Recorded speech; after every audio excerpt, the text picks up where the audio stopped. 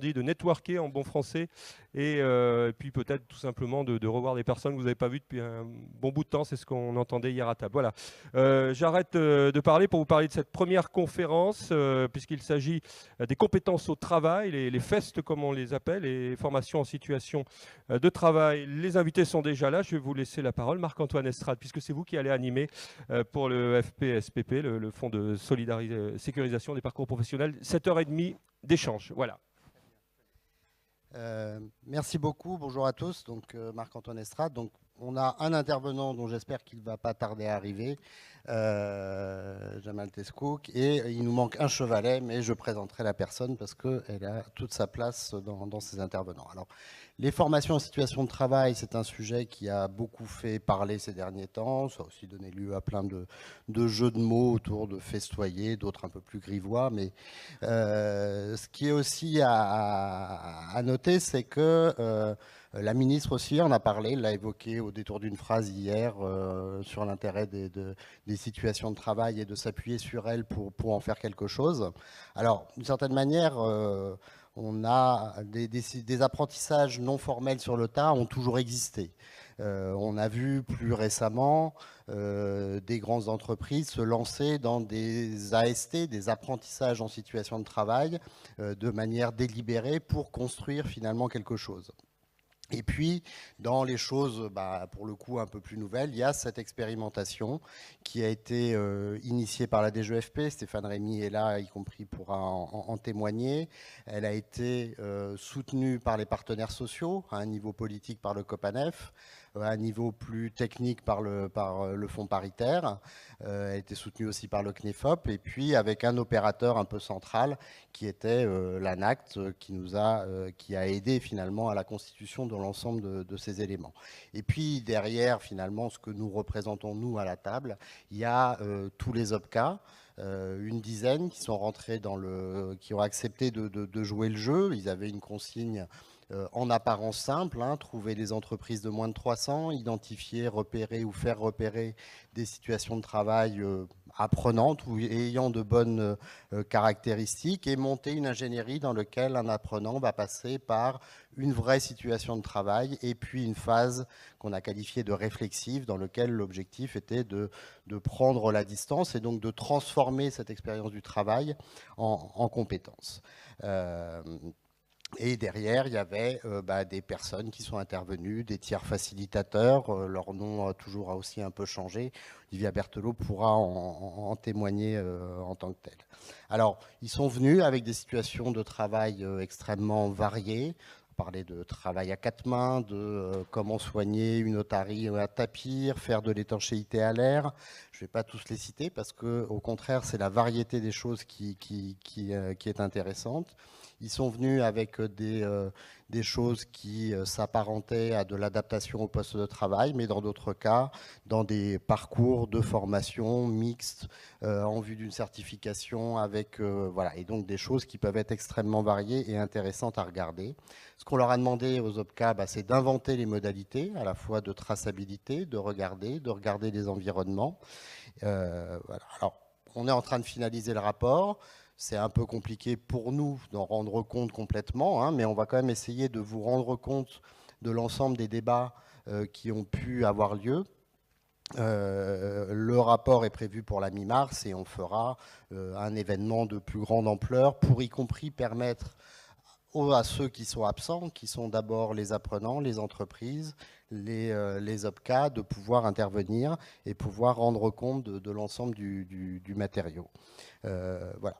On avait une ambition qui était de faire du travail une ressource pour la formation et dans le même temps de faire du droit de la formation d'aujourd'hui ou de demain une ressource pour les acteurs. Et c'est bien cette double ambition qu'on va essayer de voir si on a réussi, pas réussi, mais vous pourrez intervenir pour le faire.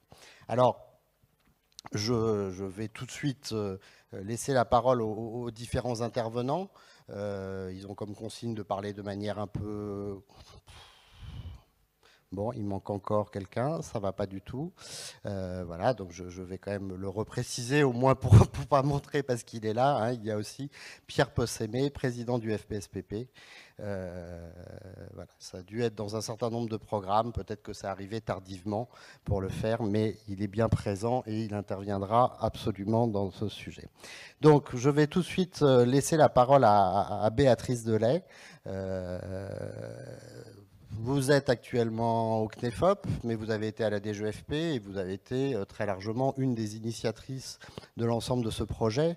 Et finalement, ce que vous pourriez essayer de nous dire, c'est quoi les motivations?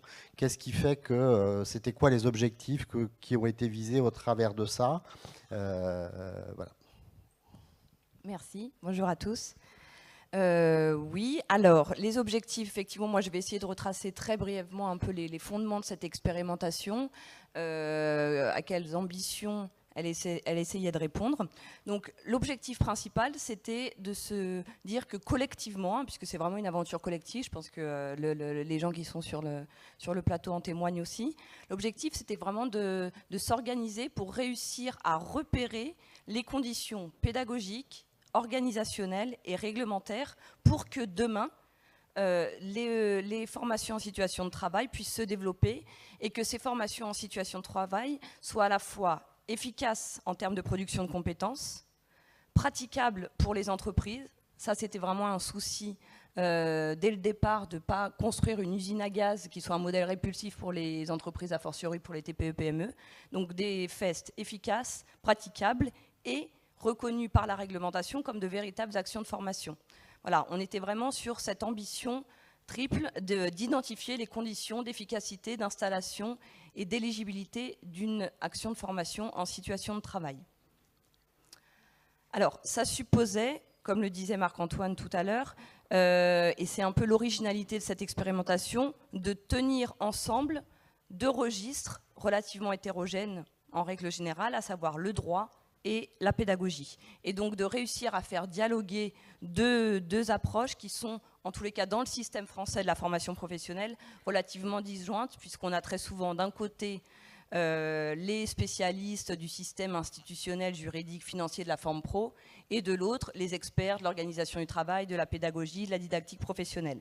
Et là, l'idée, c'était vraiment de tenir ensemble ces deux bouts, avec l'objectif à terme que la formation en situation de travail, qui existe aujourd'hui, hein, mais sous les radars, puisse trouver une place normalisée, j'allais dire, dans le système institué de la formation professionnelle, au même titre que le stage, au même titre que la formation à distance. Et du coup aussi, si la formation en situation de travail émerge finalement comme une ressource formelle, normale du système de la formation professionnelle, eh bien évidemment elle pourra être éligible au fonds mutualisé, évidemment elle pourra être convocable par les employeurs au moment du bilan des 6 ans par exemple pour justifier qu'ils ont satisfait aux nouvelles obligations qui leur incombent en matière de formation, etc. Donc en développant ces formations en situation de travail, l'ambition très générique c'était de rompre avec un système français de la formation professionnelle qui est quand même très centré sur le stage hors lieu de production, puisque quand on regarde depuis 71, c'est vraiment le stage qui s'est imposé comme la formule archi-dominante, financée, enfin dite imputable hier et éligible aujourd'hui, mais en tous les cas comme le format majoritaire quand on regarde les formations qui existent dans ce système. Et donc l'idée, en aidant au développement de la formation en situation de travail, c'était de contribuer à pluraliser les formats de formation et dans la perspective évidemment de se diriger vers ce dont on parlait hier, des parcours multimodaux qui permettent d'alterner du présentiel bien sûr, du distanciel, mais aussi ce qu'on appelle de l'expérientiel, ce qui renvoie à cette modalité des formations en situation de travail. Voilà, ça c'était l'objectif très, très générique, j'allais dire, de permettre, on n'était pas d'emblée sur une logique d'industrialisation de la formation en situation de travail, on était vraiment dans l'idée de partir sur une volumétrie très modeste de projets, de les décortiquer assez finement pour identifier précisément les conditions pédagogiques, organisationnelles, réglementaires qui vont permettre demain que ces formations en situation de travail se développent. Donc juste pour finir de dessiner le contexte d'émergence de cette expérimentation, Je dirais qu'elle s'appuie au départ sur 2 hypothèses fortes qui structurent et expliquent la conception et les caractéristiques aussi de cette démarche expérimentale. La première hypothèse, c'est de dire que les actions de formation en situation de travail ne vont pas être la solution à toutes les situations, n'ont pas vocation du tout à écraser ou à se substituer aux autres formats de formation, c'est pas du tout ça l'idée. Mais malgré tout, ces actions en situation de travail, on peut faire l'hypothèse qu'elles apportent une réponse relativement adaptée, ajustée, dans certaines situations, au contexte d'action et aux champs de contraintes spécifiques qui peuvent se poser aux TPE-PME en particulier, et pour les publics peu qualifiés en particulier, qui sont parfois plus rétifs à des formats scolaires plus descendants, plus transmissifs. Et pourquoi on a fait l'hypothèse que ces actions de formation en situation de travail pouvaient potentiellement apporter des éléments de réponse congruentes avec les problématiques des TPE-PME et des salariés peu qualifiés? Évidemment, il y a une question d'éligibilité aux fonds mutualisés, mais pas uniquement. Il nous a semblé que cette adéquation entre l'AFEST et les problématiques, les enjeux de professionnalisation auxquels se confrontent les TPE-PME, était nette au regard aussi de problématiques d'accès à la formation et de pertinence des compétences produites. Parce que, petit 1, les formations en situation de travail, par définition, se réalisent in situ, ce qui évite à l'employeur d'avoir à envoyer quelqu'un en formation et à remplacer le salarié absent. Et on sait que c'est un frein récurrent dans l'accès à la formation dans les entreprises de taille modeste.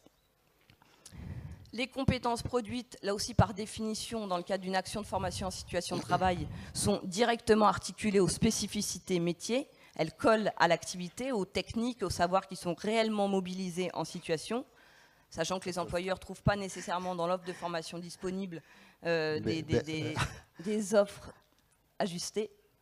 Vas-y, finis, mais parce que ça, c'est des points, ça pour l'instant, c'est un peu les hypothèses de départ, mais c'est vrai que c'est aussi des points qu'on a pu observer, et donc peut-être on y reviendra. On va confirmer dans les résultats. Voilà, correct, ça dans les autres trucs. Donc, si tu... Alors effectivement, bon, je vais aller beaucoup plus vite. Et donc la deuxième hypothèse qui était un peu à l'origine de cette expérimentation, c'est de dire que on a fait un peu un diagnostic des motifs pour lesquels les AFES jusqu'à présent n'avaient pas pu prospérer. Et on s'est aperçu en réalité que l'explication n'était pas du tout à aller chercher, contrairement à l'idée spontanée qu'on pouvait avoir, dans les textes qui ne posaient pas d'opposition de principe au développement des actions de formation en situation de travail, mais plutôt dans la capacité collective à faire et à développer ces actions de formation en situation de travail. À la fois parce que du côté des formateurs, ça suppose d'avoir une expertise en analyse du travail, ce qui n'est pas forcément la compétence la plus répandue dans les organismes de formation, parce que du côté des instances de contrôle publiques et paritaires, la FES peut être appréhendée comme une zone de risque compte tenu de la confusion potentielle entre la situation de production et la situation de formation. Parce que dans les entreprises, le système institué en 71 via l'obligation fiscale a pu créer des effets pervers et développer une approche comptable de la formation et du coup de tenir l'entreprise à distance de la formation et pas introduire une logique de collaborative dans la définition des compétences et des processus de production. Voilà, donc on est parti du diagnostic, je vais m'arrêter là, d'une faible capacité collective à faire et il fallait donc entamer, initier de notre point de vue une démarche volontariste. C'est l'ambition de cette démarche expérimentale qui à la fois permet de co-construire les conditions auxquelles une formation en situation de travail peut se développer et en même temps d'accompagner le changement, c'est-à-dire d'aider à l'appropriation de ces outils pour précisément construire des repères partagés, une culture commune et s'inscrire avec tous les acteurs autour de la table dans une dynamique de professionnalisation. Merci Béatrice. Alors, on va peut-être redescendre d'un niveau, redescendre un peu plus sur si ce n'est le terrain, mais du moins, qu'est-ce que ça implique en termes de mise en œuvre. Olivia Berthelot, vous êtes directrice du cabinet Energia, vous êtes aussi responsable du GARF Centre, et donc vous avez accompagné effectivement une entreprise et un OPCA en région Centre. Donc derrière, finalement, ce que j'ai un peu envie de vous demander, c'est qu'est-ce que ça implique de mettre en place une FEST? On a dit il faut que ça soit, on a resté sur des petits volumes, hein, on a peu de cas que l'on regarde. En même temps, derrière, ça demande quand même toute une ingénierie, toute une réflexion, et c'est un peu à ça auquel vous avez contribué. Donc, si vous pouviez nous en dire quelques mots. On va essayer juste de garder, pour tous les intervenants, hein, d'avoir des interventions un tout petit peu courtes, quitte à ce que vous repreniez la parole par la suite. D'accord. Merci. Bonjour à tous. Alors effectivement, moi j'ai eu la chance, dans le cadre de cette expérimentation, d'accompagner le FAFCA à travers une expérimentation FEST dans les parcs zoologiques. Donc j'ai travaillé dans 4 parcs zoologiques et cette expérimentation était donc pilotée par le FAFCA, la FDPZ, l'Association française des parcs zoologiques, et l'ARACT en région centre, hein, qui travaillait avec moi sur l'ingénierie. Alors je dis j'ai eu la chance parce que c'est effectivement une modalité, un modèle de formation extrêmement intéressant, tant d'un point de vue pédagogique, de son ingénierie, que de l'ensemble des acteurs, en tout cas nécessaires pour travailler sur ce modèle-là. La première chose que j'ai envie de dire, c'est que le mot formation n'est peut-être pas le mot le plus central. Dans les FEST, moi je vais plutôt, et je me suis centrée sur les situations de travail et sur le réel du travail. Parce qu'effectivement, dans les parcs zoologiques, on avait une situation bien spécifique, mais mes collègues qui ont travaillé dans d'autres secteurs l'a retrouvé. La question centrale, c'était effectivement le développement des compétences et le développement du savoir-agir. Et c'est vrai qu'on est peu rentré par la question de la formation, on est beaucoup plus rentré par la question de comment effectivement mettre les apprenants dans une logique de savoir-faire, de savoir-agir, et beaucoup moins les formateurs dans une logique de transmission des savoirs.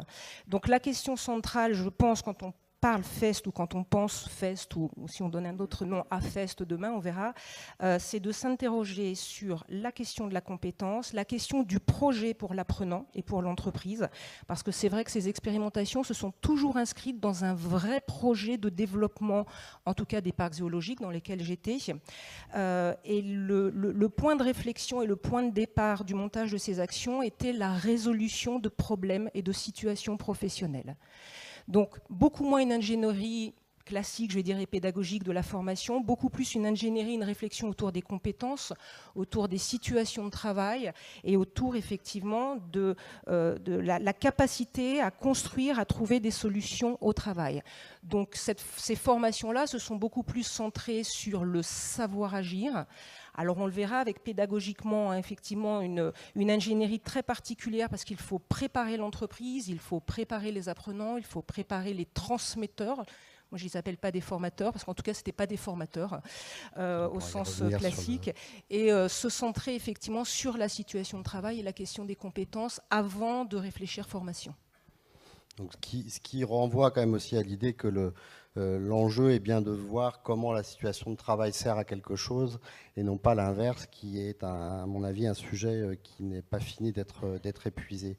Olivier Mériot, vous êtes directeur général adjoint de l'ANAC, directeur technique et scientifique. L'ANAC a été désigné autant par l'État que par les partenaires sociaux comme l'opérateur, celui à qui on a confié le soin d'accompagner les OPCA, d'organiser le suivi, de capitaliser sur ces différentes expérimentations. Vous avez donc suivi tous les projets et je pense que c'est aussi intéressant de repérer aujourd'hui finalement qu'est-ce qui, dans les différentes configurations qu'on a pu rencontrer, qu'est-ce qui autorise quelque chose qu'on appellera peut-être demain une action de formation en situation de travail, qu'est-ce qui l'interdit, c'est quoi les bons ingrédients qui font que quelque chose peut intervenir avec l'œil que vous pouvez avoir. Effectivement, un des objectifs de l'expérimentation était d'identifier plus précisément la liste de ces ingrédients et la manière dont on pouvait les combiner pour faire une recette qui atteigne ces objectifs et qui donne satisfaction du côté de l'entreprise et du côté du salarié. Mais comme dans la cuisine, il y a une part d'incertitude. Et au stade où on en est aujourd'hui, de l'expérimentation et de la capitalisation sur ces enseignements, on a peut-être stabilisé la liste des ingrédients, semble-t-il. Ces ingrédients, ils ont déjà été un petit peu évoqués. Hein. Il y a tout ce qui relève plutôt de de la préparation, de la mise en condition des acteurs, savoir si les conditions sont réunies. Ça demande, et ça a été dit, un niveau d'exigence, un niveau d'intentionnalité bien supérieur évidemment à une action de formation classique. On reviendra peut-être tout à l'heure aussi du coup sur la question de l'efficience, du rapport entre les moyens qu'on engage et les résultats qu'on obtient. Parce qu'évidemment, notre objectif, c'est de mesurer ce que l'on peut envisager dans une phase de déploiement, d'industrialisation, dans une phase d'expérimentation. Tout est simple, il y a plein de choses compliquées, mais tout est simple au sens où on ne tient pas compte, on n'a pas de comptabilité des ressources et des moyens engagés. Évidemment, dans une phase d'industrialisation, il en sera autrement. Donc, des ingrédients à base de conditions de recevabilité de l'entreprise, des conditions d'ingénierie, des conditions, je ne détaillerai pas parce que d'autres vont le faire, et pourtant ça intéresse bigrement l'ANAC, sur les aménagements organisationnels et managériaux nécessaires à la mise en place des relations de travail. C'est un point clé dans tout ce qu'on a pu observer. Et puis, des ingrédients qui relèvent mais les collègues en parleront aussi de manière plus précise que moi, qui relèvent de l'articulation entre la séquence de mise en situation et la séquence réflexive. Et là, pour le coup, sur la question de la réflexivité, de l'organisation de ce temps réflexif, qui est quelque chose de pas simple, qui n'est pas simplement un échange entre un formateur et un apprenant, qui repose sur la possibilité de convoquer ce qu'on a appelé des traces de l'activité, des traces qui peuvent être produites de différentes manières, mais qui peuvent être des photos, des films, un carnet de bord, etc. L'objectif étant de confronter ce qui s'est passé dans la situation réelle par rapport à une situation de référence. Et ça, évidemment, comme ça a été dit aussi, ça décale beaucoup l'ensemble des acteurs et en particulier les formateurs. Et donc un des sujets qui va se poser, c'est celui de la capacité. Enfin, c'était une des hypothèses de départ, puisque en bon expérimentateur, nous avions des hypothèses à vérifier. Est-ce que parmi tous les acteurs de l'écosystème, en particulier les organismes de formation, seront en capacité de développer eux-mêmes des compétences et des capacités pour se mettre dans cette logique-là. Juste pour finir sur ce premier point, dans les ingrédients, il y a un élément qui au fond n'a rien de très neuf, mais un des ingrédients importants, c'est finalement tout ce qui relève des pratiques et des enseignements de l'ergonomie. Ce que l'on va au fond regarder, c'est en situation comment un travailleur peut mobiliser dans le cours de l'activité tout ce qui lui permet de réguler dans une situation donnée l'écart entre le prescrit et le réel et la variabilité des situations auxquelles il est confronté quotidiennement. Et c'est là aussi où l'expérimentation est intéressante. Je disais, c'est pas très neuf pour les ergonomes. Par contre, c'est un petit peu plus neuf que on mette un dispositif de travail qui fasse confronter ces savoirs-là avec les exigences du cadre réglementaire, avec le cadre institutionnel de la formation, avec les exigences des financeurs. Je pense que dans les ingrédients, cette dimension-là a été essentielle. Et encore une fois, aujourd'hui, en tout cas de mon point de vue, on n'en est qu'à une première phase pour savoir comment ces ingrédients doivent s'articuler, parce que ce qui saute aux yeux dans tous les terrains qu'on a fait, qu'on a commencé à capitaliser, c'est que ça s'assemble de manière très différente. Nous, on était partis peut-être avec une vision un peu techno ou très ingénieur en disant toutes ces phases-là vont s'organiser dans le temps de manière séquentielle. Dans la vraie vie, heureusement, ça ne se passe pas comme ça. C'est beaucoup plus fluide, beaucoup plus souple. Il y a des étapes qui étaient des étapes, c'est des circuits d'ajustement et donc des étapes réflexives qui sont refaites plusieurs fois. Donc c'est beaucoup plus complexe. C'est ça qui rend l'expérience intéressante que ce qu'on avait pu imaginer dans nos modèles simplistes de départ. Merci. Alors, je vais passer la parole à Bernard Mazin. Donc, vous êtes associé à entreprise et personnel. Donc, vous êtes un peu extérieur par rapport à l'expérimentation. Ça ne vous a pas empêché de la commenter, de la regarder, mais vous avez quand même accompagné à plusieurs reprises, là plutôt des grandes entreprises dans des démarches d'apprentissage en situation de travail. Il y a quand même un certain nombre de points que nous avons retrouvés dans nos expérimentations. Voilà, je pensais aux enjeux autour du droit à l'erreur ou du droit à l'essai, de la notion de capacité d'engagement et de contractualisation alors pas nécessairement au sens formel du terme, mais du moins une forme d'intentionnalité qui engage l'ensemble des acteurs. Peut-être juste de revenir un peu sur ces points-là, qui sont quand même aussi, au-delà de ce qu'a pu indiquer Olivier dans les éléments d'ingrédients, quelque chose d'assez central, hein, qui sont à la fois pour mettre en place quelque chose qui fonctionne. Merci, bonjour. J'insisterai sur 2 points par rapport sur les conditions nécessaires. Le premier, c'est, je vais revenir sur ce que tu disais sur le droit à l'erreur. Le droit à l'erreur est une condition sine qua non d'un apprentissage en situation de travail, ce qui pose d'ailleurs un certain nombre de questions, y compris d'ailleurs au niveau du Code du travail. Enfin, je veux dire, c'est une question lourde. C'est une des 5 conditions indispensables, je dirais, à l'effectivité d'un apprentissage en situation de travail. Il y en a 4 autres, mais compte tenu du temps qui m'est dévolu, je n'ai pas le droit d'en parler pour l'instant. Bon.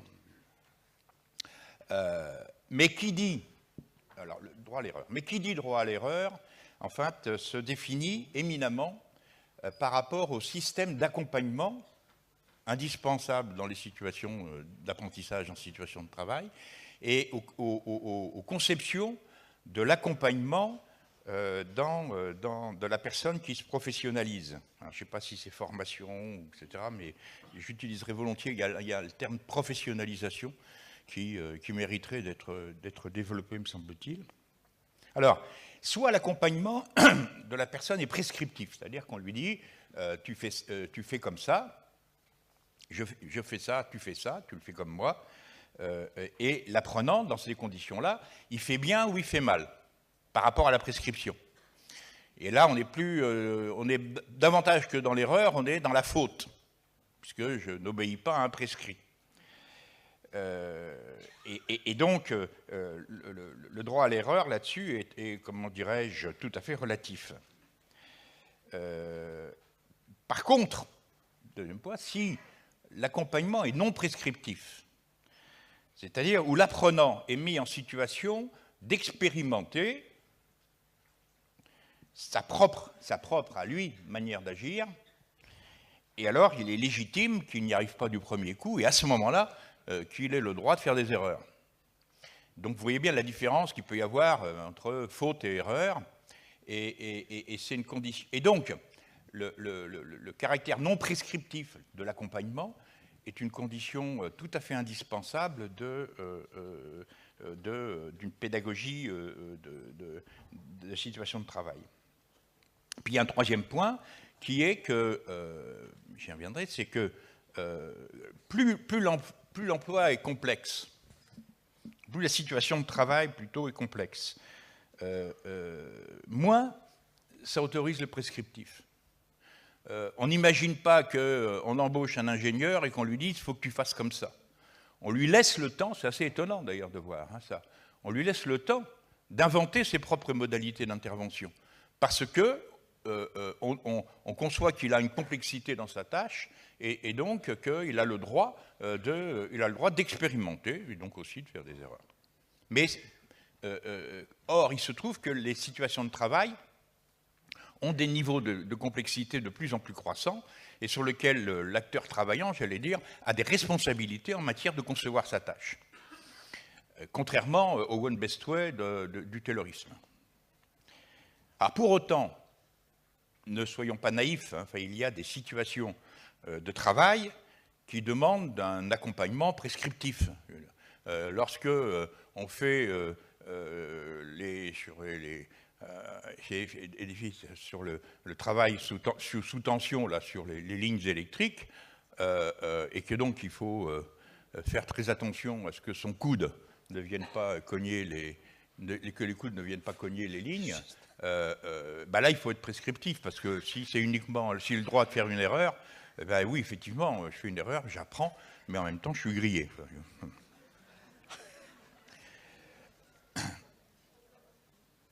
Alors, l'accompagnement non prescriptif est la condition sine qua non pour que l'apprenant s'approprie sa situation de travail, mais ne nous leurrons pas par rapport au l'accompagnement non prescriptif. Notre cerveau reptilien, archaïque, a une conception de l'accompagnement qui est une conception qui date du compagnonnage, du Moyen-Âge, etc., et autour de l'idée que je te dis comment il faut faire et je te demande de faire et de développer à partir de ce que je te dis de faire. Et donc, comme c'est dans le cerveau reptilien, l'évolution vers la conception d'un accompagnement non prescriptif est plus qu'un problème méthodologique, et davantage qu'un problème méthodologique, c'est un problème culturel. Et puis enfin, je terminerai pour respecter les temps de parole. Notons quand même que dans le droit à l'erreur, et pour le droit à l'erreur, au-delà de l'apprentissage en situation de travail, il y a des situations, il y a des situations, les pédagogies de simulation,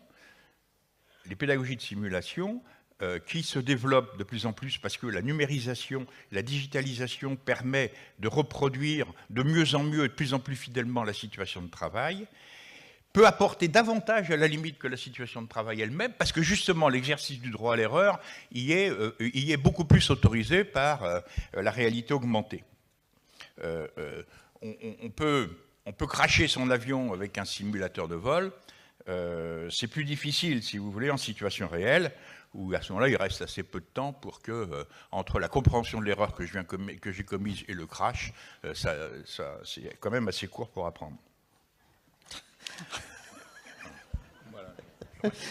Merci Bernard, c'est effectivement quelque chose que on a pu, cette distinction entre, je ne veux pas dire le crash, mais sur comment on peut gérer effectivement des situations. Enfin voilà, on a bien vu des situations de travail dans lesquelles l'action de formation en situation de travail était impossible à mettre en œuvre pour des questions de mise en danger de la personne, de mise en danger d'un client, et où précisément ce qui émerge, on l'a vu dans quelques cas de figure, et donc c'est un vrai sujet, parce que ça veut dire qu'il y a des endroits, mais Béatrice l'a dit tout à l'heure, où tout n'est pas possible. Sur le sujet comme ça, donc je vais m'adresser maintenant à Stéphane Rémy, qui est adjoint à la sous-direction des politiques de formation et de contrôle. Alors, à des jeux FP, voilà, on est la norme par excellence, celui qui édicte la manière dont on fait, et on voit bien que comment on peut arriver, et vous avez suivi l'expérimentation d'un bout à l'autre, on voit qu'il y a une très grande variété de configurations, derrière des éléments qui posent des vrais sujets sur comment aujourd'hui appréhender le droit de la formation, comment il peut s'intégrer là-dedans. Il n'y a rien qui aujourd'hui s'interdit par rapport aux AFEST, même s'il faut sûrement des évolutions. Mais comment on peut finalement combiner la très grande variété de situations auxquelles sont confrontés ces FEST avec des exigences qui sont celles du droit en termes de traçabilité, ou pour dire autrement, comment on arrive à combiner des preuves d'une action avec les traces que laisse une AFEST. Bonjour à tous. Avant de répondre à ce long questionnement, j'aurais juste revenir un peu sur les objectifs effectivement qui étaient assignés à cette expérimentation. Marc-Antoine Estrade l'a rappelé, la DGFP a effectivement initié cette expérimentation avec l'ensemble des partenaires qui ont déjà été cités. Et ce, depuis 2 ans. Et je crois qu'on a beaucoup appris, nous aussi, pendant ces 2 années. Les OPCA ont appris, en tout cas les conseillers qui ont travaillé ensemble et ont apprécié de travailler ensemble. Tout ça, ce sont aussi des signes intéressants à relever. Ils ont travaillé avec des experts, des universitaires. On s'est confronté à tout ça. On s'est confronté effectivement au droit, en reconnaissant d'ailleurs que le Code du travail n'avait pas empêché un raisonnement autour des situations de production, puisqu'on a déjà un article dans le Code du travail qui a imaginé, mais il est un peu ancien déjà, le fait qu'on puisse appliquer des situations d'enseignement pratique en entreprise, mais avec un principe qui était rappelé d'entrée de jeu dans cet article, de dire la formation se déroule en principe en dehors des lieux de production. Donc on voit bien qu'on a là un marquage un peu historique, de ce qu'était le sens de la formation avec l'idée du départ en stage, le départ en formation, le droit à partir en formation, et comment ces pratiques se sont effectivement imposées, Béatrice l'a rappelé, et elles sont encore très prégnantes, hein, quand on regarde un petit peu les baromètres des pratiques d'achat des entreprises, et même si on a tous envie de parler de digitalisation, reste que le modèle quand même présentiel est toujours bien présent, même s'il est en diminution. On voit effectivement que le blending formation est en train de remporter un certain succès, une certaine estime par rapport aux besoins d'entreprise.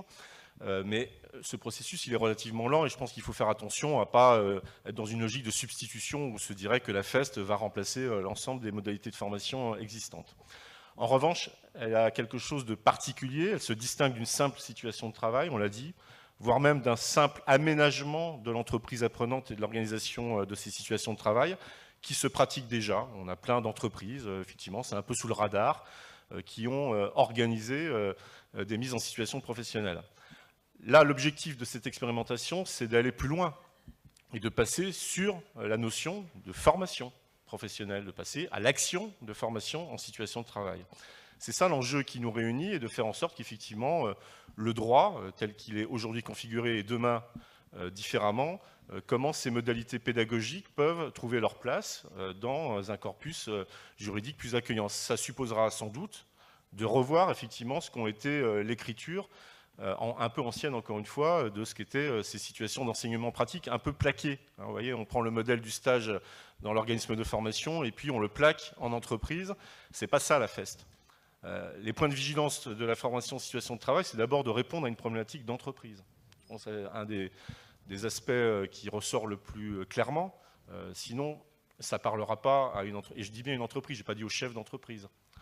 C'est la collectivité d'entreprise qui est concernée, qui est intéressée par le sujet. Et donc, il faut que ça réponde à une problématique d'entreprise. Il faut que, évidemment, l'apprenant, il y a beaucoup de... Enfin, vous êtes tous des professionnels de la formation, on se le redit souvent.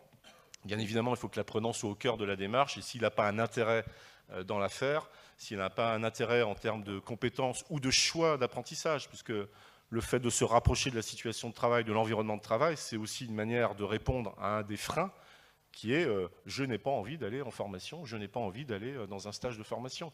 C'était ça, hein, les ressorts qu'on a posés dans les hypothèses au départ, c'est-à-dire essayons de trouver, de construire un mode alternatif au stage de formation, parce qu'il y a beaucoup de salariés qui ne se retrouvent pas dans ces modalités de formation et qui seront peut-être plus satisfaits qu'on leur parle d'apprentissage sur lesquels d'abord ils sont maîtres à part entière, on les écoute, on les fait participer, et où effectivement la dimension, je m'arrêterai peut-être là, la dimension formative au sens d'un formateur perd un peu de son intérêt au profit de quelque chose qui est plus, alors on a utilisé des tas de termes, hein, le tutorat, le pédagogue accompagnant, le pédagogue facilitant, mais derrière tous ces mots-là, il y a bien une idée profonde qui est de se dire c'est moins une logique de transmission de savoir par un formateur, un sachant vers un apprenant, mais bien un apprenant qui va être testé sur une situation de travail à laquelle il adhère parce qu'il est informé clairement de la modalité de formation.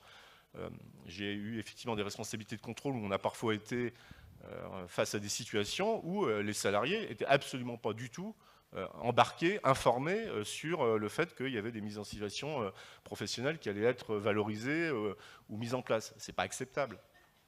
Les conditions de réussite, c'est des salariés qui sont clairement informés, qui ont choisi avec eux des modalités d'apprentissage qui sont différentes, où la situation de travail devient le matériau pédagogique, à condition, ça a été rappelé, qu'on ait ces phases réflexives qui permettent ce retour, de stopper la situation de travail pour travailler sur ce qui était attendu, le confronter à ce qui était attendu, et puis c'est l'intérêt de ne pas trop déterminer les choses à l'avance.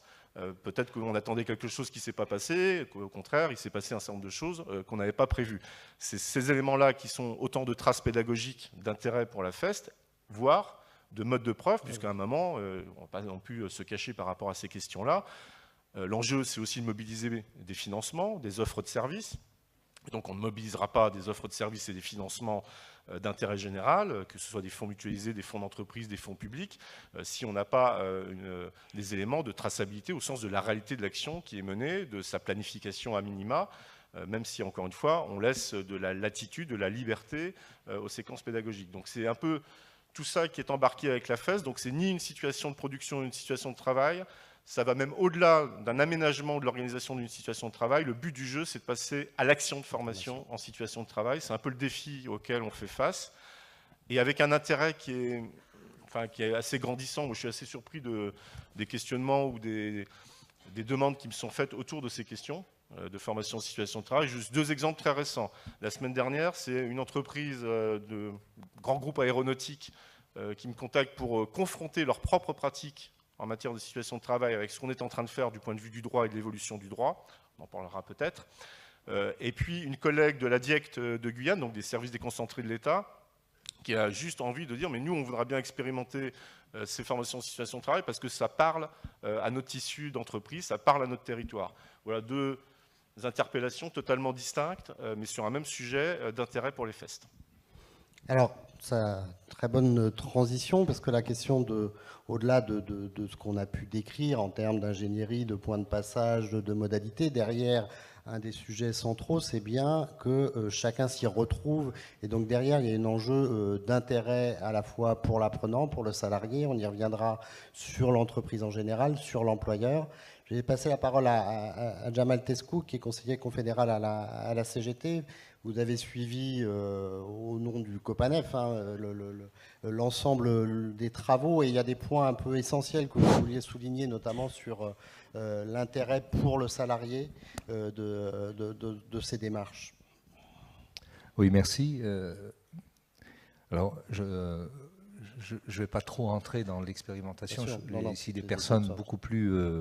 et puis un peu court pour qu'on arrive encore à un peu aborder tous les sujets. Par contre, je vais vous dire pourquoi pour la CGT s'est intéressée à cette question et a souhaité m'a demandé donc de suivre cette expérimentation. Lorsqu'elle a été annoncée il y a à peu près 2 ans, je me souviens, c'est Madame Vargon qui présentait, nous avons été tout de suite très intéressés. Pourquoi ? Parce que dans le travail, dans la réflexion que mène la CGT, nous essayons, nous pensons de plus en plus que, au fond, toutes ces questions qui tournent autour de la qualification, de la formation, des questions de relations au sein de l'entreprise, c'est la question du travail. C'est-à-dire, quelle place on donne au travail dans notre société. Si vous voulez, bon, on avait cette idée affirmée dans plusieurs textes de la CGT que le travail était formateur. Mais qu'est-ce qu'il y avait derrière? Donc cette expérimentation nous a beaucoup intéressés, nous avons souhaité. Et tout de suite, nous avons lié cette question de la formation à la question que vous venez de poser, c'est-à-dire quelle reconnaissance? Si le travail est formateur, à quel moment, comment peut se faire cette reconnaissance?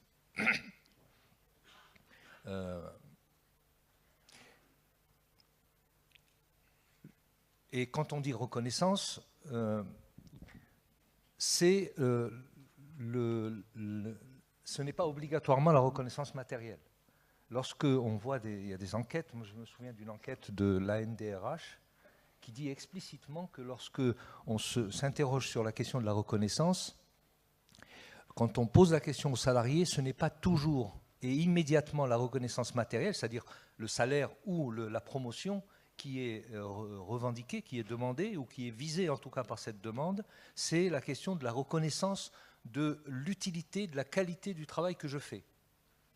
Et il y a également un travail de l'ANACT et de l'ARACT sur ces questions où on voit bien apparaître cette... Ça ne veut pas dire que, bien sûr, la CGT revendique que la reconnaissance est également matérielle en termes... Mais en fait, cette question de la reconnaissance pose en elle-même la question de la reconnaissance du travail, pas seulement du travail de la personne, mais du travail, de la place du travail dans la société. Et pour reconnaître ce travail, il faut, donc, à un moment donné, ça se traduit bien en reconnaissance de la qualification.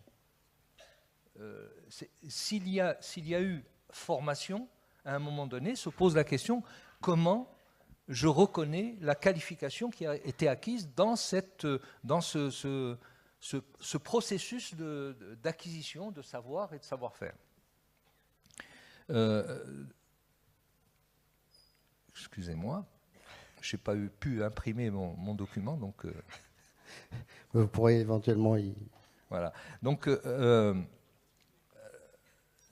bien entendu, cette question donc, se pose de façon à chaque fois différente au fur et à mesure des années qui passent, Et d'autant que le travail lui-même change. Et donc les modalités de reconnaissance, forcément, changent. Lorsqu'on avait une tâche relativement précise où, face à, disons, à des objets, la reconnaissance pouvait avoir une certaine efficacité. Aujourd'hui, dans un travail qui est de plus en plus, qui implique des aspects relationnels, cette question de la reconnaissance de la qualification et de l'évaluation de la qualification acquise est encore plus difficile. De ce point de vue-là, juste une remarque peut-être, lorsqu'on parle de qualification, on parle souvent de toute une série de savoirs et de savoir-faire. Il y a une partie de la qualification qui a à voir avec la formation en situation de travail. C'est cette partie de la qualification qui fait qu'une personne est capable d'être un passeur de savoir. C'est quelque chose qui apparaît rarement dans la définition. Or, c'est un élément essentiel. Nous avons eu une réunion il y a quelques semaines avec des militants de la CGT de l'entreprise Baccarat. Ils ont encore un atelier de souffleurs de verre. Et la question qui se pose, c'est comment il y a des métiers où un institut ou une formation organisée peut difficilement, où la transmission du savoir se fait nécessairement par une espèce de côtoiement, un compagnonnage et donc la qualité de passeur de savoir d'une personne est également une partie de la qualification. Merci Jamal, parce que je pense que cette question du passage et de la transmission, c'est effectivement un sujet qui intéresse directement l'entreprise en général, et vous avez raison de dire que ce n'est pas comme ça, mais intéresse aussi grandement l'employeur. Pierre Possémé, vous êtes président du FPSPP, vous avez aussi été chef d'entreprise, et ce sujet de à quelles conditions finalement une entreprise a intérêt à rentrer parfois dans des ingénieries un peu lourdes, mais parce que c'est son intérêt en tant que tel, son intérêt économique pour le faire, c'est peut-être des points qui sont intéressants à souligner, parce que c'est des choses qu'on a beaucoup vues dans les expérimentations. Précisément, c'est un des points centraux qui permet de rentrer dans la démarche. Déjà, bonjour à toutes et à tous, mais je crois que, d'abord, c'est très intéressant ce qu'on entend des uns et des autres. Je pense que reconnaître aujourd'hui la formation en situation de travail, comme c'est pris aujourd'hui, c'est intéressant. Pourquoi? Parce que d'abord, nos entreprises n'ont pas attendu ça pour le faire. C'est quand même quelque chose qui est bien connu par les chefs d'entreprise. Pourquoi? Parce que chaque entreprise est un peu unique. Et tout ne peut pas s'apprendre dans des salles de cours. Les enseignants, toute la qualité qu'ils ont, ne connaissent pas toujours les fondamentaux de certaines entreprises. Personnellement, et c'est pour ça que je vais plus parler en tant que praticien de ce système-là pendant toute une carrière.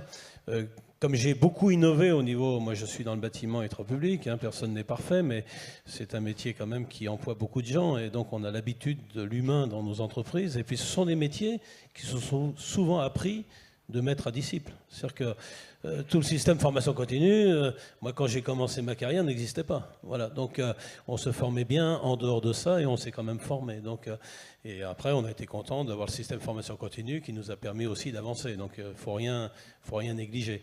Mais je me souviens quand j'ai innové, quand j'ai fait au niveau entreprise les premiers chantiers en briques monomures. Pour ceux, ça ne parle peut-être pas à tout le monde, mais aujourd'hui, on est capable de faire des briques, monter des briques à joint mince, c'est-à-dire sans mortier. C'est-à-dire que c'est très intéressant parce que pour l'humain, c'est moins pénible. Et puis, ça permet de monter vite et en plus d'apporter des niveaux d'isolation importants. Mais quand on a été les premiers à faire ces chantiers expérimentaux, on ne pouvait pas trouver un centre de formation pour nous former. Donc qu'est-ce que j'ai fait? Je suis allé voir avec le briquetier qui était un Alsacien qui voulait faire ses briques rectifiées et donc changer les méthodes de travailler au niveau maçonnerie. J'ai formé, avec lui on a formé un gars de chez nous, et puis ensuite j'ai dit mon gars, maintenant on va faire les formations d'entreprise en situation de travail, parce qu'il y avait des problèmes de sécurité à respecter, il y a des problèmes de planification du sol, puisqu'il fallait partir, comme on était en monomure, il fallait partir au laser d'une façon millimétrée, ce qui n'est pas une habitude chez le maçon de travailler d'une façon millimétrée. Donc il a fallu réapprendre des bases de métier, mais si on n'avait pas fait cette formation à 10 personnes de l'entreprise pour attaquer 34 logements, je pense que ça n'aurait pas été terrible. Et ce chantier n'a subi aucune décennale, c'est fait dans les bonnes règles et ça a permis à l'ensemble des maçons de France de s'intéresser à cette technologie. Mais l'entreprise qui a commencé, elle essuyait les plâtres, il fallait bien qu'elle fasse une formation en situation de travail. Donc vous voyez, à l'époque, c'était il y a quasiment 20 ans de ça. Mais je me suis appuyé là-dessus et aujourd'hui, dans un monde qui bouge énormément, où beaucoup d'entreprises innovent, puisque les entreprises qui n'innovent pas, malheureusement, j'ai peur qu'elles n'existent plus dans l'avenir, et même dans les métiers très traditionnels. Donc il n'y a pas que dans les métiers de haute technologie, dans les métiers traditionnels. Ces entreprises-là sont souvent toutes seules à démarrer.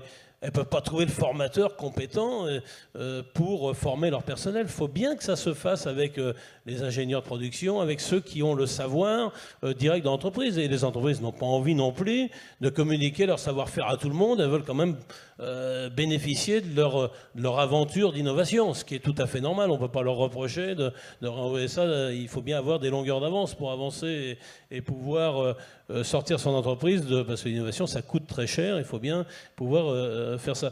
Mais vous avez aussi dans les métiers traditionnels, moi qui ai restauré des monuments historiques toute ma vie, il faut bien, quand vous mettez des points, des badigeons par exemple, au point que vous avez vos propres recettes, comme l'ébéniste qui a ses propres recettes, il n'a pas envie que tout le monde connaisse ses recettes.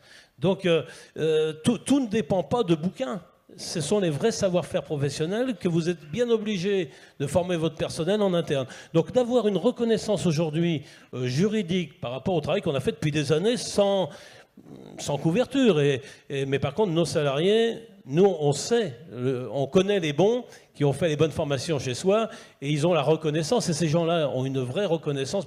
Jamal a complètement raison, vous avez raison quand vous dites qu'il n'y a pas que l'attrait financier, il n'y a pas que l'attrait matériel, il y a aussi la reconnaissance personnelle de l'individu dans l'entreprise et qui, lui, à l'œil de son patron et de ses chefs, ils savent bien qu'ils peuvent compter sur lui. Et ça, c'est important. Et c'est pour ça que reconnaître aujourd'hui le travail que vous faites, c'est formidable, parce qu'au moment où on se pose beaucoup de questions sur les fonds de la formation professionnelle, on a des vraies économies également en masse sur ces sujets-là. Donc, mais il ne faut pas rejeter le système éducatif classique, mais on a énormément à former nos gens, et vous savez, beaucoup de gens, et ça a été dit autour de la table, n'ont pas envie d'aller dans les centres de formation classiques parce qu'ils ont un problème souvent d'expression, souvent un problème de l'écrit, souvent un problème de la lecture, mais par contre, quand c'est une retransmission de maître à disciple, ça passe tout seul.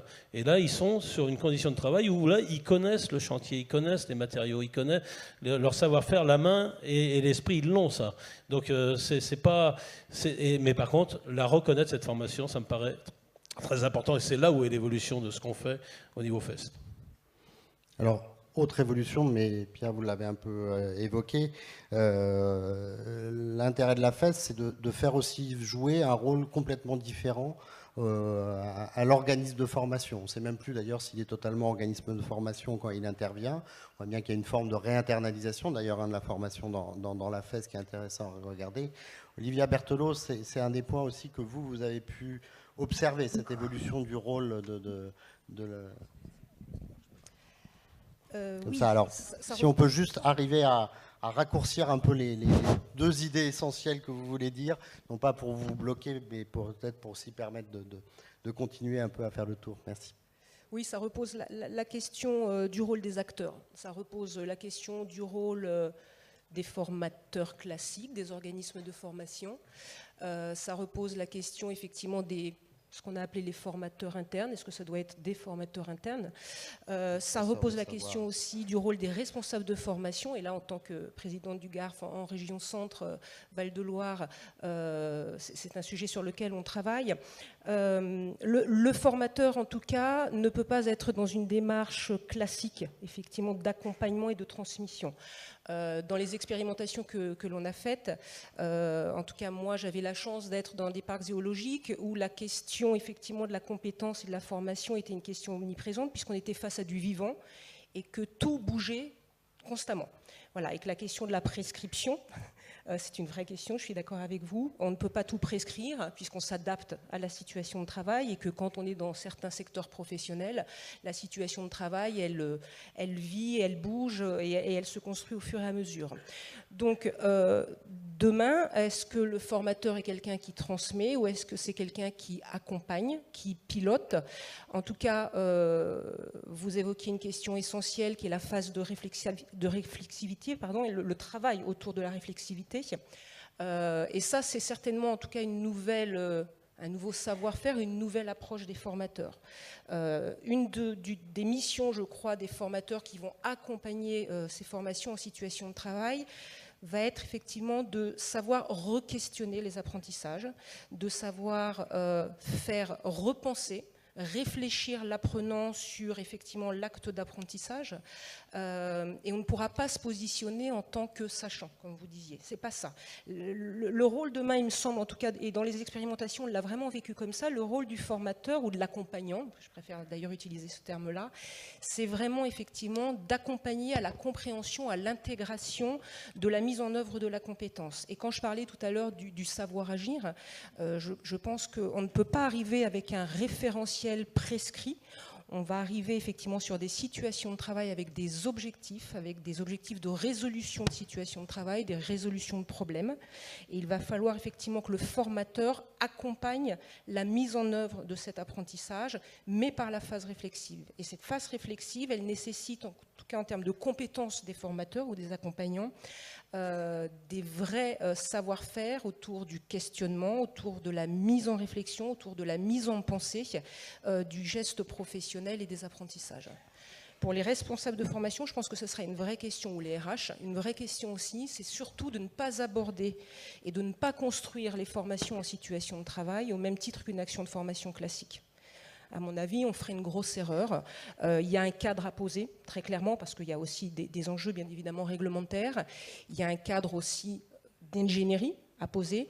Par contre, effectivement, même si on est sur des situations de production entre guillemets adaptées, je crois que le gros intérêt, c'est de rester sur de la situation de production très proche du réel du travail et que le responsable de formation devra accompagner les formateurs ou les tuteurs ou les transmetteurs internes, je ne sais pas comment on les appellera, de savoir, devra accompagner en tout cas ces acteurs vers des pédagogies effectivement proche du tutorat. C'est vrai qu'on retrouve beaucoup de choses proche du tutorat, du compagnonnage. On pourrait reprendre certaines compétences de tous ces acteurs-là, mais on ne pourra pas concevoir de définir cette action-là de façon classique avec des objectifs, un programme, une évaluation classique. Je pense que c'est à partir de la situation de travail qu'il faudra réfléchir la situation d'accompagnement. Merci. Alors, je vais redire un mot sur le rôle des formateurs internes. Alors, formateur interne, on voit bien, les terminologies ont beaucoup bougé. On voit bien que si un jour on arrive vers quelque chose qui s'appelle une action de formation, il faudra bien désigner quelqu'un qui va s'appeler le formateur, et il est plutôt interne. Mais on voit bien que les terminologies, parce qu'on a eu des référents, on a eu des passeurs, on a eu des tuteurs, enfin on a eu tous les formats. Mais c'est quelque chose, c'est un rôle qui est essentiel, et y compris du point de vue de l'entreprise, de pouvoir le désigner et l'appuyer dans ce rôle-là. Oui, peut-être là-dessus, Marc-Antoine, oui. Il y a eu des termes comme ça qui sont nés il n'y a pas extrêmement longtemps. Le mot tuteur, j'ai jamais aimé. Il y en a dans la salle ici qui savent que j'aimais pas ce nom-là parce qu'on met un tuteur à une plante qui pousse pas bien pour essayer de la redresser, alors que nos gens n'ont pas besoin de ça. Ils ont besoin d'apprendre un métier. Donc c'est pas du tuteur. Pour moi, c'est du maître. On avait des termes, vous savez, dans nos professions. Il y avait le maître maçon, le maître charpentier, le maître.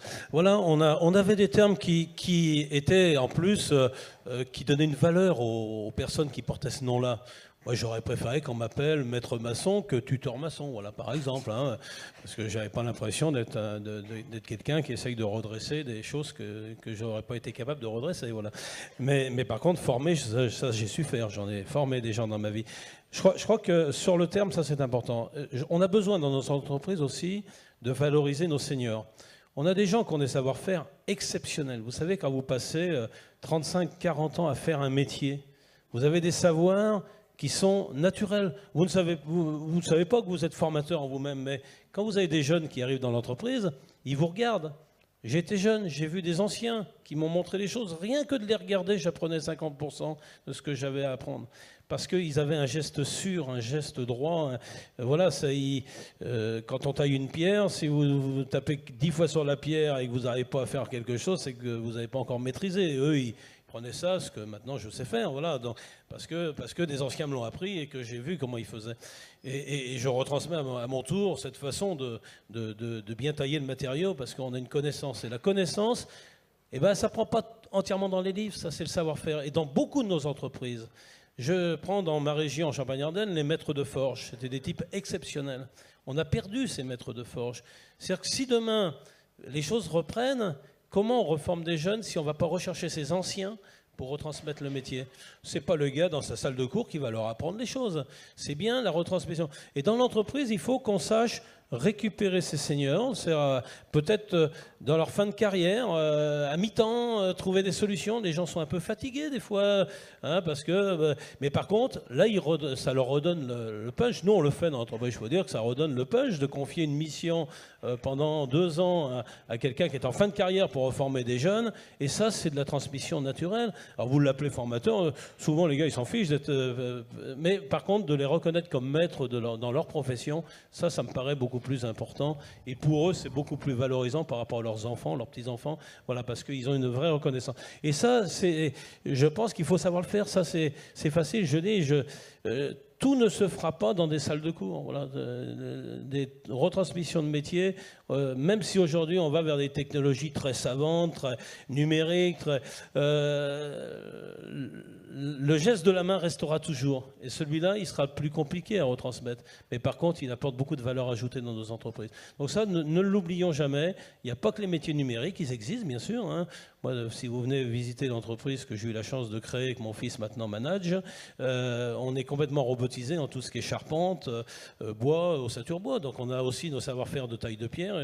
Et cette année, il y aura même un robot en taille de pierre dans l'entreprise ça ne nous empêchera pas de garder nos tailleurs de pierre et d'avoir toute leur valeur de taille de pierre dans l'entreprise, comme on a la valeur charpente dans l'entreprise. Donc vous voyez, je crois qu'il ne faut pas se faire un monde de tout ça. Je crois que là, reconnaître enfin l'entreprise comme un endroit où on peut se former, je trouve que rien que ça, on apporte beaucoup si on va au bout de cette opération FEST. Merci Pierre. Alors je pense que vous avez posé un certain nombre de points de débat. Est-ce qu'on est dans un enjeu de transmission de maître à élève? Et donc est-ce que c'est qui regarde quelqu'un faire, ou est-ce qu'on peut aussi imaginer d'autres modalités dans lesquelles c'est l'erreur, qui est aussi une autre manière d'apprendre, et on voit bien qu'il y a de la place, hein, de toute façon, dans l'ensemble des AFES pour s'adapter à différentes configurations, différentes manières d'apprendre pour le faire. Et je pense que c'est un des points un peu solide, et en même temps qui présente, si ce n'est des risques, du moins des risques de voilà, des choses qu'il faut avoir un peu en tête. Bernard Mazin, que vous aviez fait il y a au printemps, il me semble, tout un papier qui pointait un peu les risques d'une trop grande formalisation des processus. J'aimerais bien que vous reveniez sur quelques idées sur c'est quoi les risques que vous repérez de cette formalisation, parce qu'il y a bien un débat là-dessus. Oui. Alors d'abord, les risques, Stéphane Rémy en parlait tout à l'heure, il y a le risque premier, c'est de croire que, alors en 71, après 71, toute formation devait se faire nécessairement à l'extérieur de l'entreprise, et le risque, c'est aujourd'hui de considérer que toute formation doit se faire nécessairement à l'intérieur de l'entreprise. Ne soyons pas manichéens là-dessus, c'est une première manière de faire. Alors, pour la question du risque, c'est comment faire pour parer les risques. Et alors, il y a deux méthodes, hein, je veux dire. La première, c'est de fabriquer de la procédure, fabriquer une procédure qui envisage de tout prévoir et de manière à ce que la procédure règle théoriquement les risques inhérents à l'action. On sait ce que ça donne l'inflation des normes, et l'inflation des normes finit par la stupidité. Et donc là, il y a un risque essentiel. Alors je fais très attention à ce que je dis compte tenu d'un certain nombre de personnes qui sont ici, mais le risque, c'est... il y a quand même le risque de l'excès de procédure. Et bon. Alors, plutôt que d'être dans la procédure, moi, je dirais, pour parer les risques, il y a respectons des principes. Respectons des principes. Et qui permettront justement de ne pas trop prendre de mauvais risques. Le premier risque, on l'a bien dit, c'est le travail n'est pas formateur. Ce qui est formateur, c'est la réflexivité par rapport au travail. Le travail en tant que tel, je peux mourir idiot dans mon boulot si je n'ai pas pris le temps de la réflexivité. Ça, c'est un premier point. Donc la réflexivité est une condition sine qua non de l'apprentissage. Le deuxième, on ne se professionnalise pas si on n'est pas confronté de manière concrète, réelle, avec la situation de travail à laquelle je me prépare. Deuxième principe. Il y a un troisième principe, c'est que le professionnalisme, qu'il faudrait d'ailleurs mieux définir, parce que c'est un concept trop flou, me semble-t-il, aujourd'hui, mais en tout cas, le professionnalisme ne se confond pas, ne se suffit pas de la technicité. C'est autre chose, c'est plus complémentaire que la technicité. Et voilà. Alors, après, autre risque. La réflexivité, il y a quand même un moyen qu'il ne faut pas oublier que un bon moyen de réflexivité, c'est quand même de confronter la pratique avec la théorie. Et donc, que ce n'est pas parce qu'on fait des apprentissages en situation de travail que la théorie, le concept, n'est pas nécessaire à l'apprentissage. Et d'ailleurs, alors donc, ce que je vais vous proposer là pour parer les risques, c'est d'être totalement macronien de Macron, hein,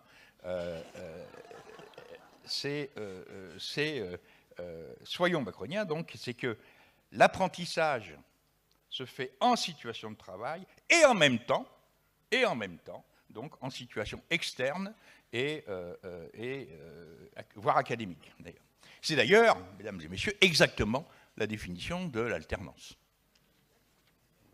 Enfin, dernier point, vous avez évoqué, est-ce qu'il faut procédurer les apprentissages dans le travail ou est-ce qu'il n'y a pas une autre entrée qui est complètement indispensable, qui est, on a toujours parlé du rôle indispensable du tuteur, on parle toujours du rôle indispensable de la hiérarchie, de sa positionnement, etc., et que sans tuteur et sans hiérarchie participante, eh ben, ça ne sert à rien de faire l'apprentissage en situation de travail, ou en tout cas on n'y arrive pas.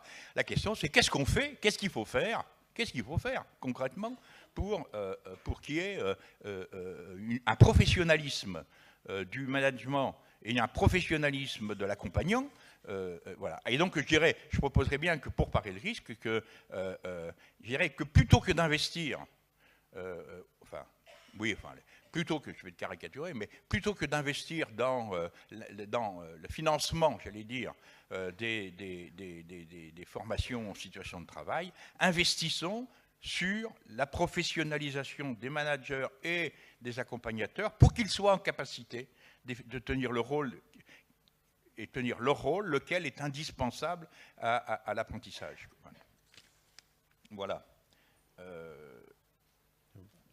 Je crois que c'est tout ce que j'ai à dire. C'est tout. Puis je pense en plus qu'en vous réécoutant, il y a beaucoup de points sur lesquels on aura réussi, me semble-t-il, à converger dans la définition de qu'est-ce que pourra être demain une action de formation ou qu'est-ce qu'on envisage pour ça, puisque derrière, on n'est plus sur une idée de point de passage et on retrouve des éléments que vous avez évoqués, notamment les aspects de confrontation à un référentiel, à une théorie, ce que vous disiez, à des objectifs. qui est un peu effectivement au cœur de cet apprentissage. Et ça fait effectivement partie un peu des choses qu'on a vues émerger, auxquelles on ne s'attendait pas nécessairement, ou aussi de manière aussi claire à l'expérimentation. Olivier, Mériot, peut-être revenir en quelques mots sur en quoi il y a eu des étonnements, parce que finalement, quand on fait une expérimentation, on ne s'attend pas à tout savoir à l'avance, sinon ça n'aurait pas beaucoup d'intérêt. Et précisément, on a appris des choses, y compris pour revenir sur des hypothèses de départ en quelques... Alors oui, évidemment, on ne va pas toutes les rebalayer. Néanmoins, effectivement, on a eu quelques découvertes, on va dire, contre-intuitives par rapport où là, nos hypothèses de départ étaient complètement faussées, ce qui est possible aussi. Mais juste, je voudrais en souligner au moins 3. D'une part, le fait que Bernard l'a dit tout à l'heure en parlant avec la métaphore de l'avion, les actions de formation en situation de travail impliquent des aménagements organisationnels et managériaux, et tout n'est pas possible. Et donc évidemment, il n'est pas question de substituer, et donc on restera macronien de ce point de vue-là. On ne va pas du jour au lendemain substituer des modalités de formation classiques.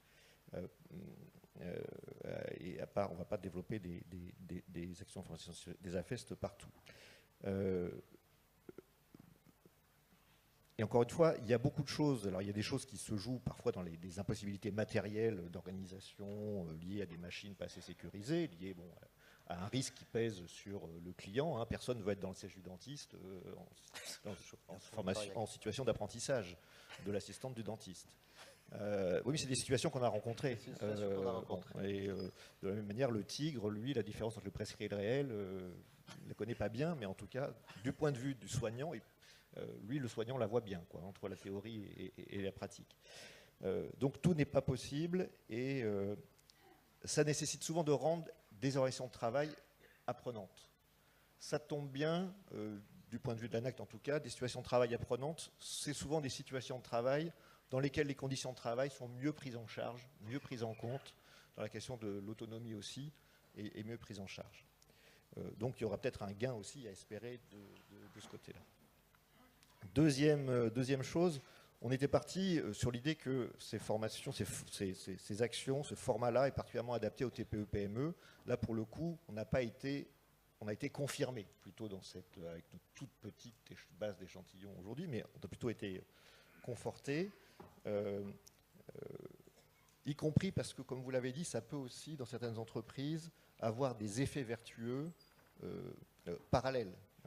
Des retombées vertueuses, vous avez cité l'aménagement des secondes parties de carrière, la transmission des savoirs des anciens, etc. Alors ça ne touche pas que les métiers de l'apprentissage, il y a aussi des savoirs de l'expérience dans le codage informatique, il y en a beaucoup, et ça doit se transmettre aussi. Et donc de ce point de vue-là aussi, on voit que ça peut avoir des retombées positives, pas forcément là où on voulait regarder. Ça peut aussi avoir des effets positifs en termes de prévention de l'usure professionnelle, pour précisément si on met davantage de salariés en situation d'accompagner ces formats-là. Et puis, troisième chose, et ça c'est vraiment la question, je voudrais rebondir sur ce qu'a dit Bernard Mazingue à la fin. Alors Bernard Mazingue a essayé d'être macronien, mais pas tout à fait jusqu'au bout, parce qu'à la fin tu as plutôt dit c'est plutôt, quoi. Plutôt que, il faudrait. Bon, alors, donc il faudrait plutôt effectivement développer les capacités des acteurs de l'entreprise à analyser les situations de travail, à construire des phases réflexives, plutôt que d'externaliser la compétence, pour faire vite. Et là, je crois qu'on se rejoint tout à fait. Et on a des expériences d'ailleurs d'entreprises, là, dans celles qu'on a accompagnées, qui ont mis en place, et c'est là où aussi on fait des articulations avec d'autres choses, par exemple des causeries, ce qu'ils ont appelé des causeries. C'est-à-dire que la phase de réflexivité, en fait, c'est ce que l'ANACT appelle un espace de discussion sur le travail. Et donc, c'est un espace structuré dans lequel tous ceux qui ont été autour de la situation de travail apprenante s'interrogent collectivement sur la base de traces, des photos, là en l'occurrence, et on voit bien comment on articule la phase de réflexivité avec une capacité collective à décrire ce qu'il s'est passé dans l'activité, dans la situation. Et là aussi, on peut espérer que on améliore d'autres paramètres dans l'entreprise, dans sa manière d'utiliser les ressources humaines, etc. Donc aujourd'hui, ce qui rend un petit peu difficile les choses, c'est qu'on n'est pas capable à ce stade de dire voici la balance entre les coûts et les bénéfices des actions de formation de situation de travail, parce qu'il y a plein de bénéfices cachés. Enfin, on espère en tout cas, et peut-être que ce sera la suite qu'il nous faudra dans une deuxième phase, essayer d'explorer ces bénéfices cachés, parce que les coûts, on les voit bien, les coûts ils sont un peu immédiats, les coûts d'organisation, ce qui est possible, pas possible, l'ingénierie que ça suppose, mais les bénéfices ils sont sans doute secondaires et leur retombée va s'étaler dans le temps. C'est en tout cas l'hypothèse sur laquelle on pourrait peut-être travailler à partir de maintenant pour une nouvelle étape. Alors, je vais redonner, on va essayer là, il nous reste un petit quart d'heure d'essayer de tracer, alors je ne vais pas dire des perspectives, et donc plutôt vous redonner un peu des points un peu essentiels. Béatrice Delay, moi je réagirais assez bien à ce qu'a dit Bernard Mazingue. Aujourd'hui, l'alternance est pensée dans un autre format, c'est-à-dire on apprend d'abord, y compris en centre, et puis on met en œuvre dans le travail. Or, tout ce qu'on essaye de remettre en scène finalement, l'action de formation en situation de travail, c'est plutôt l'inverse. C'est la situation de travail qui sert de ressource à la formation et non pas quelque chose. Ça ouvre quand même des perspectives assez larges, et y compris au sein du CNEFOP, c'est quelque chose auquel vous pouvez réfléchir, parce que derrière, ça modifie non seulement ce qu'on peut demain envisager autour du plan de formation demain ou d'autres formes d'action, mais aussi bien au-delà de choses auxquelles on peut s'ouvrir demain.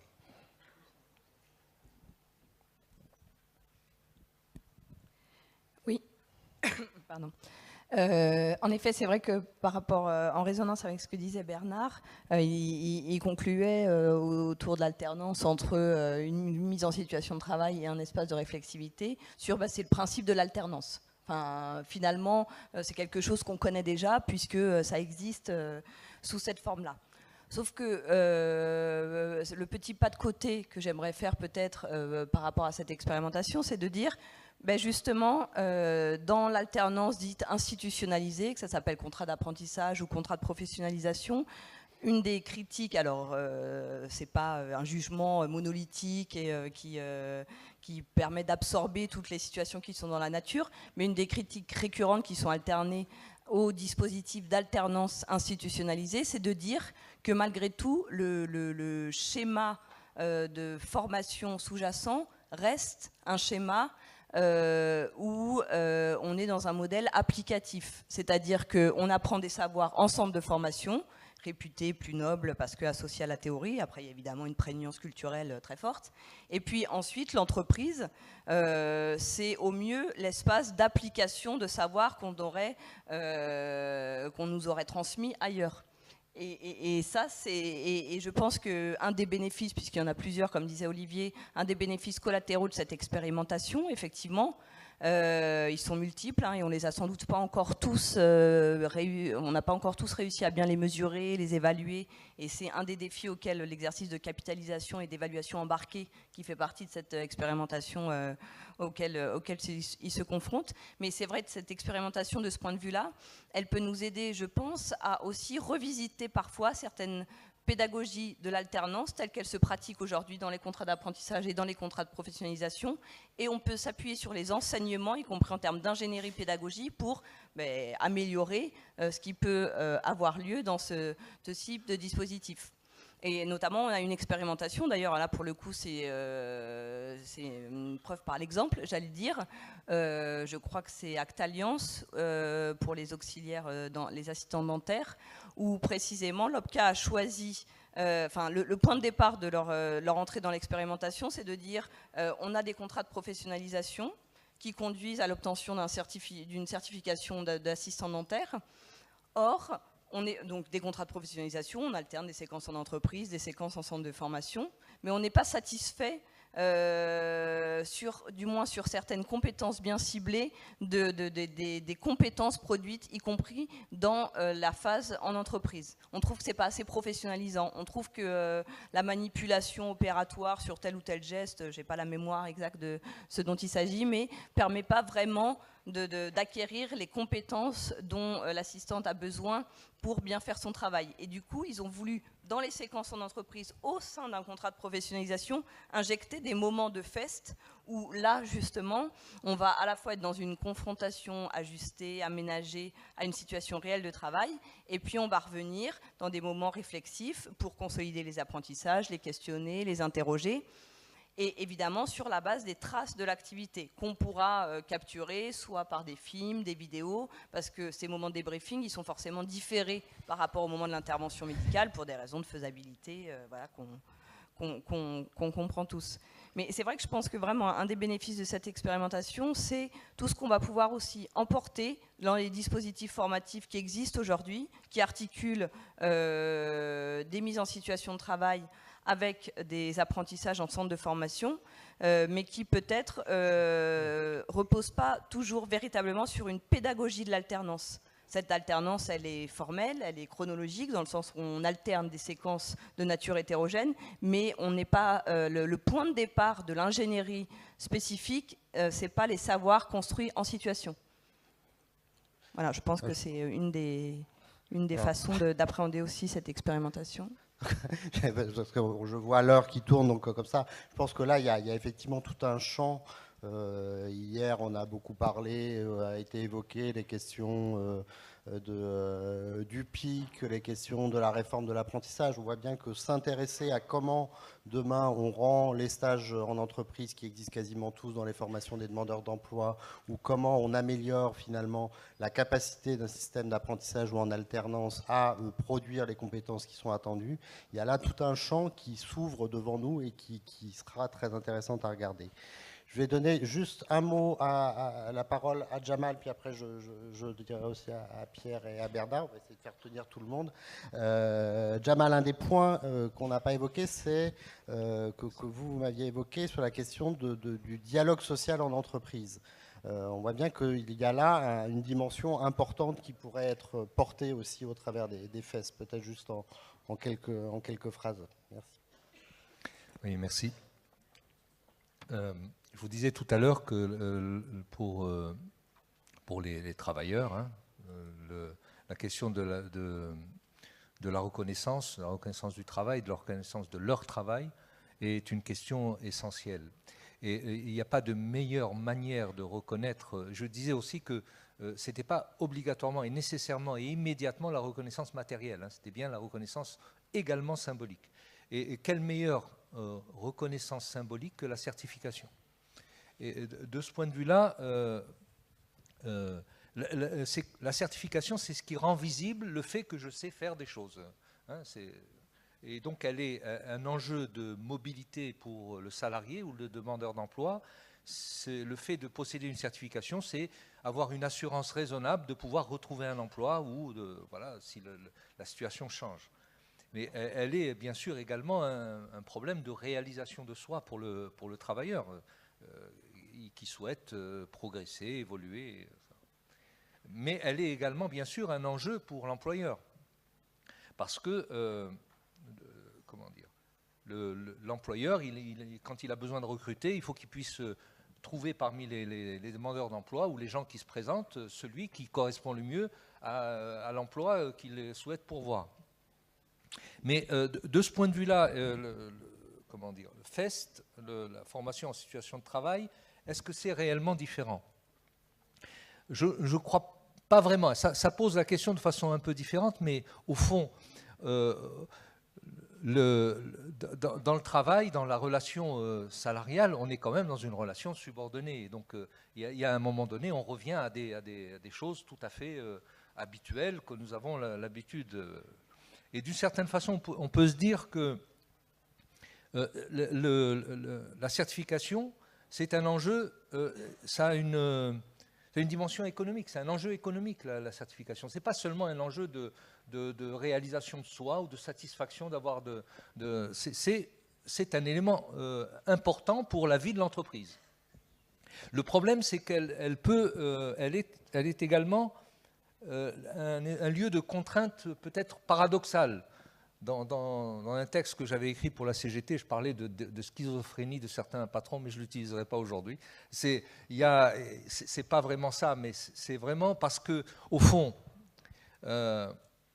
lorsqu'un salarié a une certification, il peut soit envisager d'utiliser cette certification pour aller travailler ailleurs, éventuellement pour un meilleur salaire, ou à l'intérieur de l'entreprise, c'est dire, puisque je suis capable d'aller ailleurs, je peux demander un meilleur salaire. Et donc il y a un enjeu économique, c'est une réalité dans l'entreprise. De ce point de vue-là, je ne vais pas être trop long, il y a un problème pour l'employeur. Faut-il que je reconnaisse, au risque donc éventuellement que la personne me demande un meilleur salaire ou veuille partir, ou faut-il que je sois plutôt prudent en la matière? J'ai l'impression que, de ce point de vue-là, il y a une enquête de l'ANACT, excusez-moi Monsieur Mériot, je recite l'ANACT, qui montrait la grande proportion d'insatisfaction de systèmes de reconnaissance dans l'entreprise. Et ce n'est pas la CGT qui le dit, hein, c'est vraiment des études, il y a un problème. Dans l'enquête à laquelle je fais référence, il y a bien sûr la question fondamentale du rapport du travail et du salaire et tout ça, bon, c'est clair, mais il pose la question, est-ce qu'il n'y a pas aussi un problème de méthodologie? Est-ce que les employeurs et les syndicats ont les bonnes méthodes pour évaluer la qualification acquise, est-ce qu'ils ont les capacités pour utiliser l'outil qu'est la certification pour la reconnaissance? Voilà. Merci. Alors, je vais en passer la parole quand même, parce que ce qu'on avait, je ne sais pas, Pierre, si tu veux dire, mais vraiment, c'est 30 secondes, tu n'as pas droit à plus. C'est juste un petit mot, on oppose souvent l'apprentissage et le contrat de pro, et je pense qu'ils ont deux raisons d'être. L'apprentissage, pour moi, c'est ce que je dis toujours, c'est les fondations d'un bâtiment, c'est-à-dire qu'on amorte à cette jeunesse des vraies fondations pour construire leur vie, c'est l'apprentissage. Et ensuite, c'est là où, donc bien sûr, hein, théorie, pratique, toute la technologie des métiers, enfin, tout ce que doit savoir un généraliste dans la médecine. Hein. Et ensuite, on se spécialise quand on rentre dans une entreprise, parce que chaque entreprise a des savoir-faire uniques. Et là, par contre, c'est le contrat de professionnalisation qui a bien sa place, c'est-à-dire du généraliste. Après, vous choisissez dans votre métier ce que vous allez faire de votre vie. Mais par contre, si vous avez les bonnes bases, les bonnes fondations, vous pouvez faire toute une vie derrière grâce à la formation tout au long de sa vie. Et là, avec des vrais savoir-faire d'entreprise, et là, FEST prend toute sa place. Merci Pierre. Il ne reste pas beaucoup de temps. Peut-être juste quand même passer la parole à Stéphane, quand même, sur l'évolution de l'action de formation. Là aussi, 1 minute pour nous dire tout sur l'action de formation demain et voilà, dedans. Vas-y. Donc l'action de formation en 1 minute. C'est ça. Non, peut-être quand même partager 2-3 petits points très rapides. Bon, il y a l'enjeu de la reconnaissance, mais Jamal l'a très bien illustré. Donc ça veut dire aussi évaluer les acquis. Hein. On n'a pas beaucoup parlé d'évaluation. Je pense que ça fait partie aussi des jalons qui peuvent structurer toute action de formation et les formations en situation de travail. Un parti pris qu'on a dépassé au départ, si vous vous en souvenez, par rapport à l'expérimentation, on pensait plan de formation. Assez vite, on a eu des expérimentations qui nous ont orientés vers l'alternance et les contrats de pro. Donc ça montre aussi que ce modèle a une possibilité plus large que la seule logique du plan de formation, et avec ce qu'on a rappelé tout à l'heure par rapport au pouvoir salarial, hein, de la relation entre le salarié et l'employeur, y compris du point de vue de droit à l'essai, que tu as rappelé, qui ne doit pas être constitutif d'une faute, hein, c'est ça l'enjeu. Donc on se situe dans cet environnement-là, qui est un environnement de droit. C'est ça que je voudrais rappeler quand même à tous. Hein. On est dans des pédagogies actives qu'on appelle de nos voeux, parce qu'elles sont plus individualisées, parce qu'on pense qu'elles, par hypothèse, elles vont répondre à davantage de besoins exprimés par les boîtes. Mais c'est aussi un enjeu juridique, d'obligation d'employeur. Faut-il le rappeler quand même, l'employeur a l'obligation d'adapter ses salariés au poste de travail. C'est à lui de veiller à occuper pour ses salariés l'emploi en fonction, on le sait, des mutations organisationnelles, technologiques, etc. Et puis parfois, ça peut participer au développement des compétences. En tout cas, c'est tel que le Code du travail l'exprime aujourd'hui, ce sont bien ces attendus-là qui sont aussi de la responsabilité de l'employeur, et le juge est évidemment très attentif à ce qui se fait en la matière.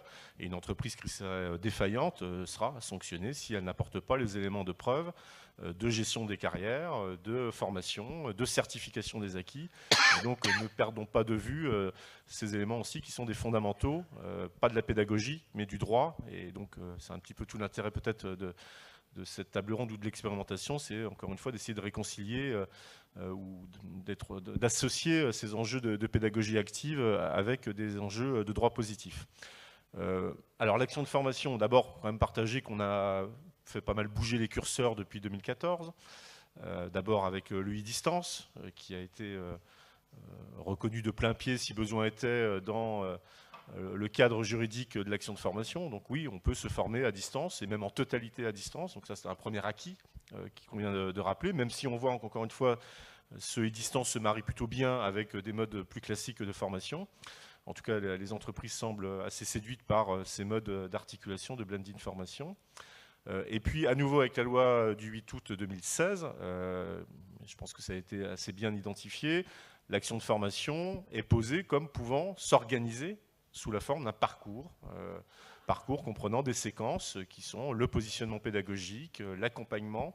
On a beaucoup parlé d'accompagnement, on voit que derrière ce terme, on nous pose souvent la question, mais qu'est-ce qu'on sait d'accompagnement? On commence à y voir un certain nombre de choses un peu plus précises, celui qui transmet, celui qui facilite, celui qui est le maître, celui qui est le tuteur. Tout dépend aussi de qui on accompagne, hein, des salariés, des jeunes, des nouveaux arrivants, des salariés qui sont aussi valorisés dans leurs compétences acquises et qui ont envie de transmettre. Et il faut former en interne, c'est-à-dire l'art de transmettre, c'est aussi un art de formation. Donc il y a des enjeux effectivement de professionnalisation qui sont devant nous, qui sont peut-être une étape intermédiaire à un déploiement plus massif des FES, c'est former des référents au déploiement de l'analyse des situations de travail, de l'analyse du travail. Et donc action de formation sous la forme d'un parcours, évolution juridique avec la loi du 8 août. Et puis vous le savez, document d'orientation donc remis aux partenaires sociaux par le gouvernement en novembre dernier. Alors il y a beaucoup de choses qui sont dites dans ce document d'orientation, y compris l'idée de réfléchir à une action de formation plus simple. On va essayer de ne pas tomber dans le piège de l'excès de réglementation de procédure et opérationnel. Exercice qui reste quand même difficile parce que justement il est traversé par des conséquences qui sont des conséquences juridiques, pratiques pour les entreprises qui aiment tout sauf l'incertitude, donc il est normal aussi d'avoir des points de repère. Et c'est un petit peu cette injonction un peu paradoxale que je perçois finalement dans les différents échanges qu'on peut avoir. Oui à du plus simple, oui à du plus ouvert, et en même temps on nous demande aussi d'être plus précis, d'être aussi sur des objets qui permettent aux uns aux autres d'être sécurisés sur des prises en charge, sur des modalités d'intervention, sur des modalités de valorisation, parce qu'effectivement ça compte dans le dialogue social au niveau de l'entreprise, au niveau d'une branche. Et c'est un peu tout ça qu'il faut marier. Alors marier dans une définition, voilà, c'est un peu le défi qui est, sur lequel en tout cas le gouvernement a interpellé les partenaires sociaux. Je crois qu'il faut que tout le monde joue son rôle. La négociation est en cours, avec des hauts et des bas. Et puis la loi, elle se fait au Parlement. Et je ne voudrais pas qu'on perde de vue aussi qu'il y a les enjeux du travail parlementaire qui devront faire leur œuvre à l'Assemblée nationale, au Sénat. Et que c'est là aussi où se fabrique la loi, en principe. Bien, bah écoutez, merci beaucoup. Il est 10h30, donc je pense qu'on va arrêter là.